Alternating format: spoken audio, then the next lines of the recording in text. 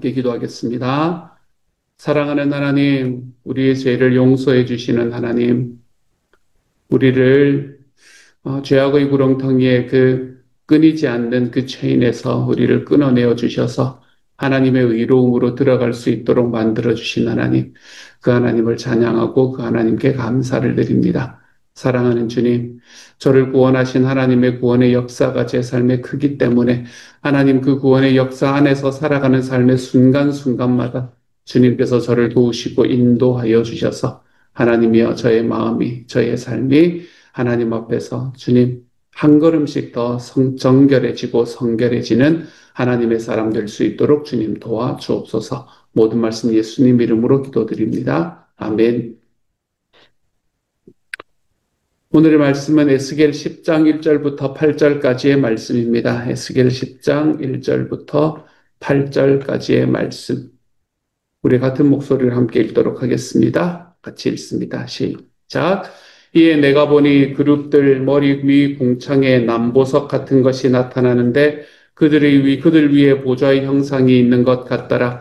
하나님이 가는 베옷을 입은 사람에게 말씀하여 이르시되 너는 그룹 밑에 있는 바퀴 사이로 들어가 그 속에서 숯불을 두 손에 가득히 움켜가지고 성읍 위에 흩으라 하시매 그가 내 목전에서 들어가더라.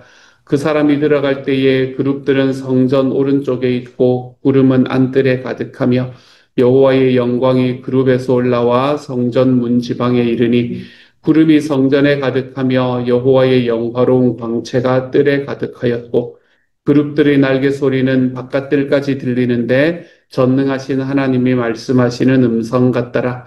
하나님이 가는 베옷을 입은 자에게 명령하시기를 바퀴 사이 곧 그룹들 사이에서 불을 가져가라 하셨으므로 그가 들어가 바퀴 옆에 서매 그 그룹이 그룹들 사이에서 손을 내밀어 그 그룹들 사이에 있는 불을 집어 가는 베옷을 입은 자의 손에 주매 그가 받아가지고 나가는데 그룹들의 날개 밑에 사람의 손 같은 것이 나타나더라. 아멘.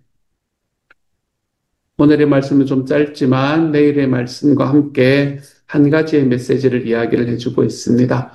그것은 지금까지 보여주었던 이야기들이 성전이 얼마나 타락해 있는가, 이스라엘이 예루살렘에 남아있는 사람들이 얼마나 죄악을 짓고 있는가라는 것을 보여주었는데 그렇게 죄를 짓고 그렇게 성전이 하나님 앞에 정결하지 못한 모습으로 바뀌어간 상황 속에서 하나님께서는 마침내 자기의 성전을 떠나신다라고 이야기하는 그 이야기를 오늘의 말씀 그리고 내일의 말씀이 에스겔 10장의 말씀에서 해주고 있습니다. 그래서 앞에 말씀에서는 조금과는 조금 다르게 이 바퀴라는 게 굉장히 도드라지게 나타난다라는 걸 보실 수 있게 될 겁니다. 옛날에 이 에스겔 시대, 고대 시대인데 고대 시대에서는 신이 신전을 떠난다라는 건 상상할 수가 없는 일이었습니다. 왜냐하면 신이 신전을 떠나면 더 이상 숭배를 받지 못하기 때문에 그렇습니다. 신전이라는 것은 어떤 것이냐면 거기에 머물러 있으면 신이 머물면서 숭배를 받는 것. 그곳이 신전이었기 때문에 그 자리를 떠나면 다시는 자기에게서 자기를 숭배해주는 사람을 만나지를 못할 겁니다. 신으로서의 활동을 못하는 거지요. 그렇기 때문에 신전, 자기를 숭배해주는 사람과의 그 연결성을 떠나버리면 그 신은 힘과 능력을 가진 신이 더 이상 되지 못하고 요즘 소위 말하는 잡신이 되어버리는 것이 되어버린다고 생각하는 것이 일반적이었습니다. 사람들에게 기억되지 않는 이름 없는 무명의 신이 될 수밖에 없는 거지요. 그렇기 때문에 그때 고대 사람들의 이 신관에 의하면, 종교관에 의하면 신이 자기의 성전을 떠난다, 신전을 떠난다는 것은 불가능한 일이었습니다. 그런데 하나님이라는 분은 고대 사람들이 생각했던 그 신과는 다른 존재였는 것 같습니다.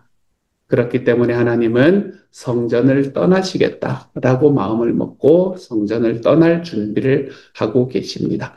그것이 바로 오늘의 본문이 이야기하는 셈이지요.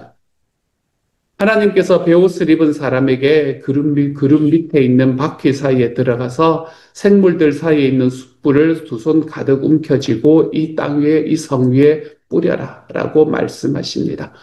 무엇을 이야기하는지 대충 이미지가 오지 않습니까? 그렇죠? 숯불이라는 것은 무엇을 이야기를 합니까? 숯불은 불을 이야기하는 겁니다. 다시 말해서 하나님의 두렵고 떨리는 심판 그리고 하나님의 진노를 상징합니다. 성읍에 숯불을 뿌리겠다라고 이야기하는 것은 무엇을 말하나 하면 하나님께서 이 죄악으로 가득 차 있는 예루살렘을 심판하시겠다라는 말과 똑같은 이야기입니다. 불로 심판되는 성읍, 우리는 소돔과 고모라를 떠올리지 않을 수가 없습니다. 소돔과 고모라 같이 예루살렘은 이제 불로 파멸할 참입니다. 이 명령을 받은 사람이 나아갈 때에 안뜰은 구름으로 가득 채워져 있고, 그리고 그 가운데에서 문제방 아래로 숨고, 이러면서 여러 가지의 심판을 집행을 하시는 과정 속에서 하나님께서 하시는 일은 이제는 이 심판을 수행하기 위해서 하나님이 실제로 성전을 떠나신다. 아까 말씀을 드렸듯이 이제 그 사실이 너무너무 중요합니다. 이스라엘은 사실은 하나님의 백성이다라는 이름으로 부름을 받았기 때문에 주변 사람들과는 좀 다른 삶을 살아야만 했던 사람들입니다. 자기가 가지고 있는 하나님에 대한 은혜로 더 주변에 있는 사람들을 물들이며 살아가야 되는 사람들이었죠. 그런데 이들은 점점 주변의 영향을 서서히 받아들이기 시작합니다. 그러면서 하나님에 대한 이해도 점점 달라지게 돼요. 주변에 있는 나라들이 가지고 있는 그 신에 대한 이해처럼 변화되게 됩니다. 하나님께서 모든 것의 주인이다라고 이야기하는 것이 주님이 말씀하신 처음이자 마지막이었지만 이 사람들은 하나님을 예루살렘 성전의 의존적인 존재다라고 생각하며 살아가기 시작을 했습니다. 성전이 있는 곳에 하나님이 계신다라고 생각을 했던 거죠. 왜냐하면 다른 신들은 다 그랬거든요. 다른 신들은 신전에 있어야만 숭배를 받을 수 있었기 때문에 신전을 절대 떠나지 않는 것.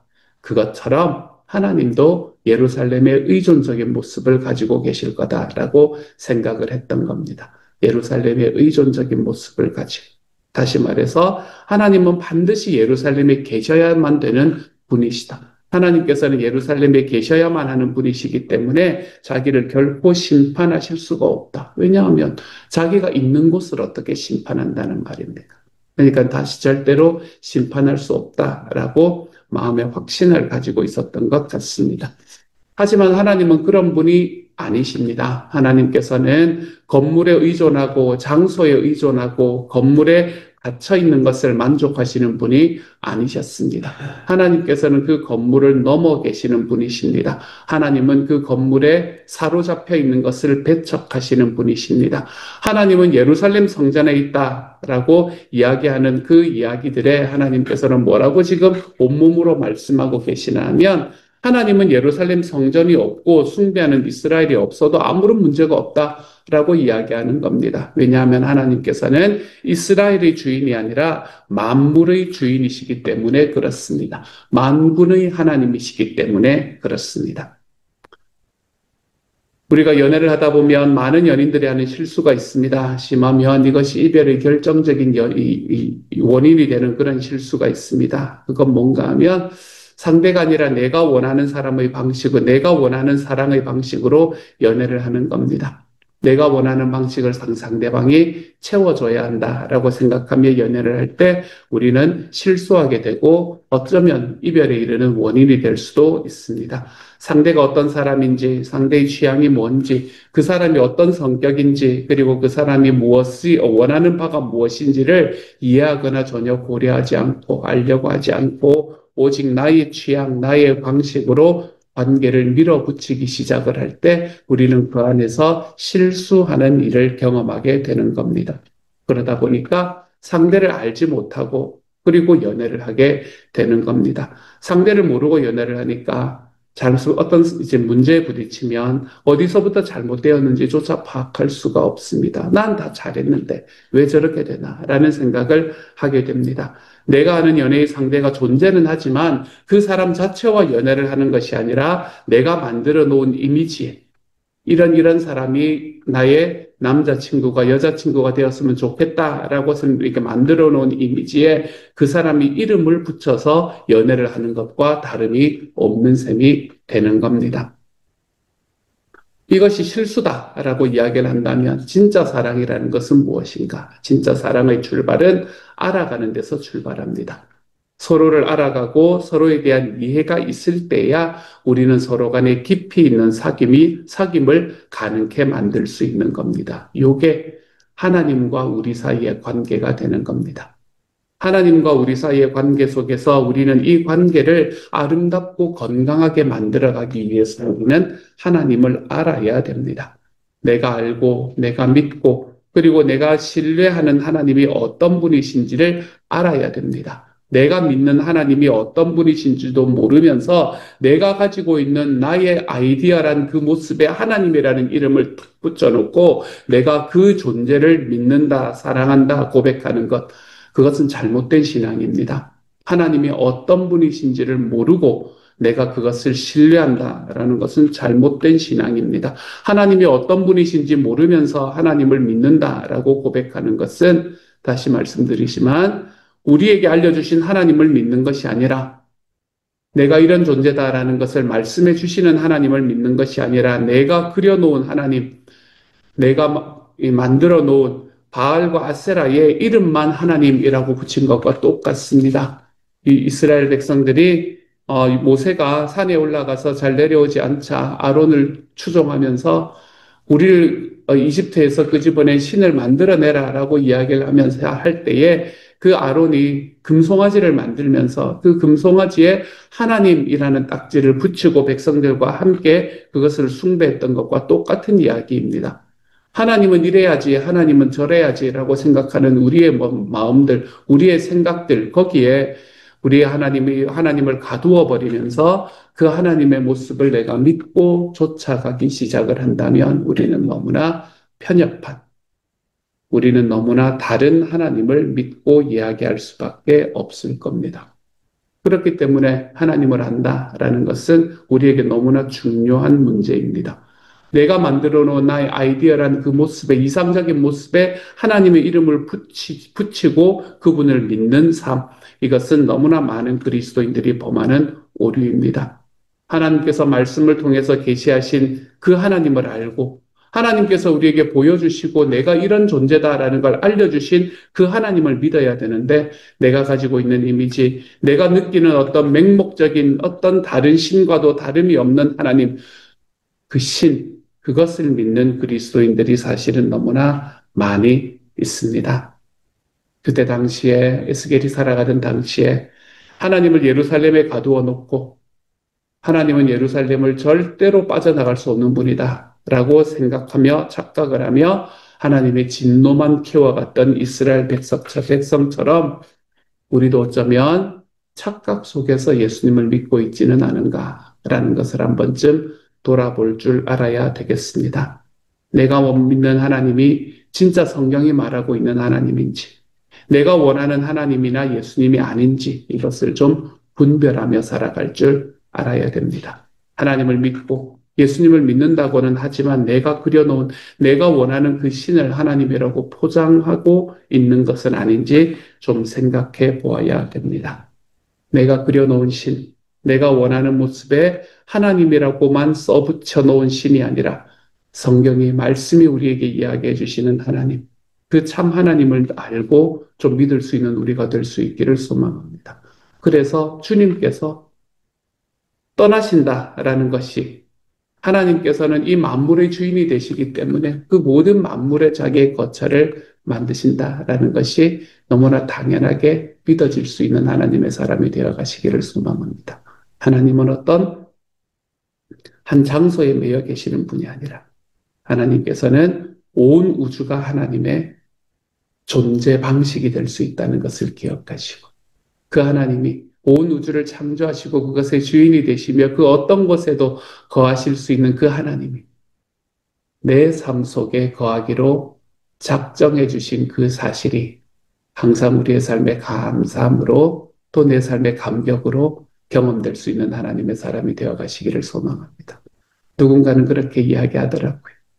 온 우주에 이 인간밖에 없다라고 이야기하는 것은 이 우주를 너무나 낭비하고 있는 것이 아닌가. 그러므로 어딘가에 무슨 어떤 다른 지적인 존재가 분명히 존재하고 있을 거다라고 이야기하는 분들이 계시더라고요.